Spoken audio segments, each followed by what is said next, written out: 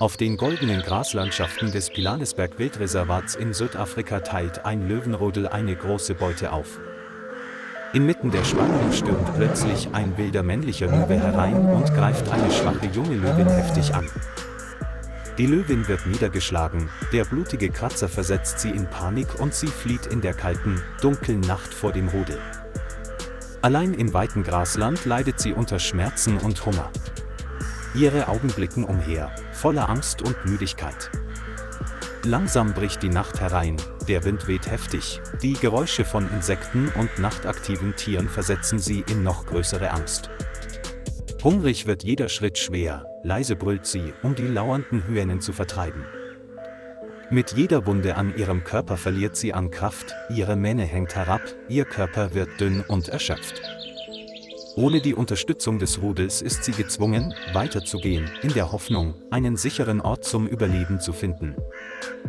Die dunkle Nacht dehnte sich aus, das Mondlicht erhellte ihre verlorene Silhouette in der weiten, aber gefährlichen Weite. Schließlich führten ihre Füße sie langsam näher an das Wohngebiet am Waldrand des Reservats. Als das Morgenlicht gerade angebrochen war, erschien die müde Löwin am Waldrand in der Nähe einer Stadt am Straßenrand. Die kleinen Häuser waren still, die Menschen noch nicht aufgewacht, die stille Szenerie schien eine potenzielle Gefahr zu verbergen. Sie wanderte an der Steinmauer entlang und versuchte, Essen zu riechen, doch sie roch nur nach altem Rauch und Straßenstaub. Die ungewohnten Geräusche vorbeifahrender Autos ließen sie plötzlich erschrecken, doch der Hunger trieb sie weiter.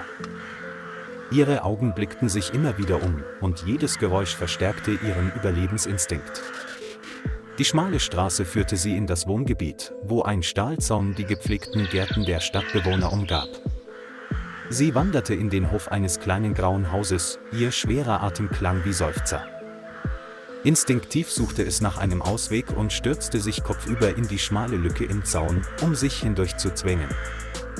Doch sein Körper war zu groß, so dass es mittendrin stecken blieb. Sein Hals und seine Schultern wurden von den kalten, harten Eisenstangen festgedrückt. In Panik knurrte es wild, sein ganzer Körper wehrte sich, wodurch die Wunde noch weiter aufriss und sich das Blut rot ausbreitete. Der Schrei hallte durch die ruhige Nachbarschaft und ließ die Hunde in der Nähe ununterbrochen bellen. Ein friedlicher Morgen verwandelte sich plötzlich in ein chaotisches Bild mit dem wilden Brüllen des Königs des Dschungels. Der Hausbesitzer, ein Mann mittleren Alters namens Daniel Okoro, erschrak, als er in den Garten trat und den schrecklichen Anblick sah. Für einen Moment glaubte er, Gespenster zu sehen, doch dann erkannte er, dass es tatsächlich eine Löwin war, die in ihrer Verzweiflung gefangen war.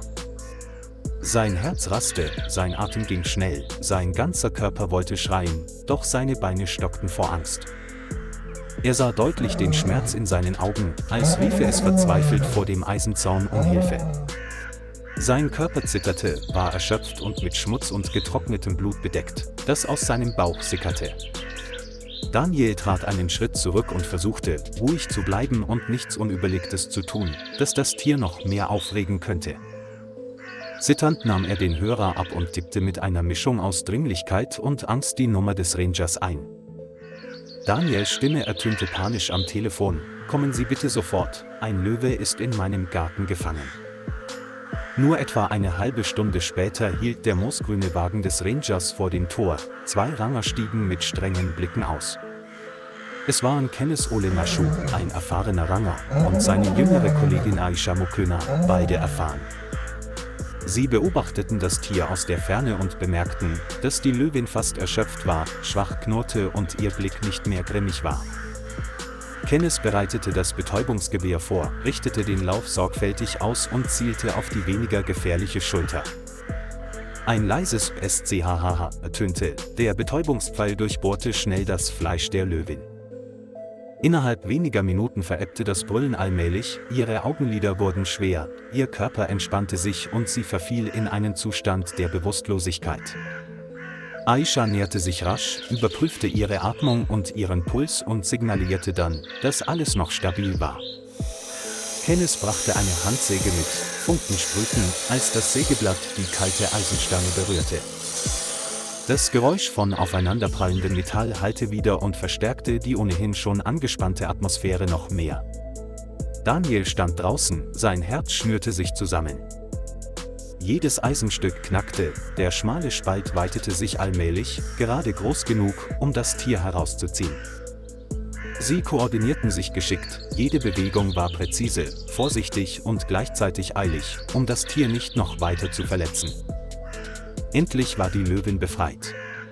Ihr schwerer Körper fiel zu Boden, doch ihre Atmung war noch gleichmäßig. Als Kenneth den Löwen herauszog, beugte er sich sofort hinunter, um die lange, blutige Wunde an seinem Bauch zu betrachten. Obwohl die Blutung nicht allzu stark war, wischte er sie schnell mit antiseptischer Gase ab, um eine Infektion zu vermeiden.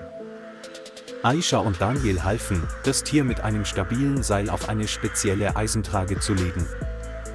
Gemeinsam hoben die drei das Tier auf die Ladefläche eines speziellen Rettungspickups für Wildtiere. Der Wagen startete und raste zur Rangerstation Pilanesberg, wo eine Feldtierklinik wartete. Die Information war im Voraus gemeldet worden, woraufhin das Veterinärteam umgehend alle Instrumente und Medikamente vorbereitete. Auf der Station herrschte große Anspannung, alle Augen waren auf das mächtige, regungslos daliegende Tier gerichtet. Die Atmosphäre war angespannt, mitleiderregend und gleichzeitig voller Entschlossenheit, das Leben des Löwen um jeden Preis zu retten. Der leitende Tierarzt, Dr. Walter Kumalo, untersuchte mit Handschuhen sorgfältig jede Wunde am Körper der Löwin. Er atmete erleichtert auf, als er feststellte, dass die Wunde überwiegend oberflächlich war und weder die inneren Organe noch die Knochen betraf. Er desinfizierte sofort den gesamten Bauchraum und nähte die tiefen Schnittwunden mit speziellen medizinischen Nähten. Anschließend wurde eine Infusion gelegt, um den ausgehungerten Körper mit Wasser und Nährstoffen zu versorgen. Antibiotika und Schmerzmittel wurden gespritzt, um die Muskelverspannungen und die schnelle Atmung zu lindern. Allmählich wurde die Atmung regelmäßiger, der Brustkorb hob und senkte sich gleichmäßiger, was das gesamte Team erleichtert aufatmen ließ. Nach vielen Stunden Arbeit brachten sie den Löwen in einen halbwilden Käfig, einen sicheren Ort mit Futter und sauberem Wasser. Am Nachmittag wachte der Löwe mit verwirrtem Blick auf, stand langsam auf und lief ein paar Runden im Käfig. Ein Tablett mit frischem Fleisch wurde in die Ecke des Käfigs gestellt. Zuerst schnüffelte der Löwe nur zögerlich daran, dann verschlang er es plötzlich eilig. Kenneth und Aisha standen draußen und lächelten sich an. Es war, als hätten sie gerade ihr Kind dem Tod entkommen sehen. »Wir haben das Richtige getan«, flüsterte Aisha, ihre Augen voller Stolz und tiefer Erleichterung. Der Löwe fraß fertig und lief mit sanft wedelndem Schwanz im Käfig umher, während sein Körper Stück für Stück seine Vitalität zurückerlangte. In dieser Nacht legte er sich zur Ruhe, das Mondlicht erhellte sein goldenes Fell. Das Geräusch eines sanften Windes ließ ihn in einen tiefen Schlaf fallen, ganz anders als in der panischen Nacht zuvor. Ein verloren geglaubtes Tier war gerettet worden und erwachte nun an einem vorübergehend sicheren Ort zum Leben. Am nächsten Morgen beauftragte die Naturschutzbehörde Kenneth und Aisha mit der Auswilderung des Löwen. Ein großer Eisenkäfig wurde vorbereitet, mit einem starken Schloss, um die Sicherheit während des langen Transports zu gewährleisten. Der Löwe wurde leicht betäubt und dann mit Hilfe des gesamten Teams geschickt in den Käfig gebracht. Der Spezialpickup verließ die Station und rollte auf der roten Schotterstraße tief in das Pilanesberg-Reservat hinein. Zu beiden Seiten der Straße erstreckten sich endlos grünes Gras und niedrige Büsche, der Himmel war klar und windig. Kenneth saß auf dem Fahrersitz, Aisha blickte aus dem Fenster, ihr Herz war erfüllt von unbeschreiblichen Gefühlen, als sie sich zum Abschied bereit machte. Nach vielen Stunden Fahrt erreichten sie eine große, ruhige Grasfläche voller Schatten und einer nahegelegenen Wasserquelle. Der Wagen hielt an, die beiden Ranger öffneten die Tür des Wagens, die Scharniere knarrten in der Stille. Die Käfigtür wurde geöffnet, der Löwe kam wach heraus und roch langsam den Duft von Gras und den Wind der Freiheit. Er blieb stehen, drehte den Kopf, um Kenneth und Aisha anzusehen, seine Augen erfüllt von tiefer, stiller Dankbarkeit. In diesem Moment schien es, als gäbe es einen unsichtbaren Faden, der Mensch und Wildtier verbindet. Dann drehte es sich plötzlich um und rannte hinaus aufs offene Feld. Sein goldenes Fell glitzerte im Sonnenlicht. Kenneth und Aisha sahen zu, lächelten und winkten zum Abschied, ihre Herzen voller Hoffnung. Sie hofften nur, dass es sich bald an ein einsames, aber stolzes Leben gewöhnen und seine starken wilden Instinkte bewahren würde. Diese Geschichte endete und hinterließ einen unvergesslichen Eindruck von der Empathie zwischen Mensch und wilder Natur.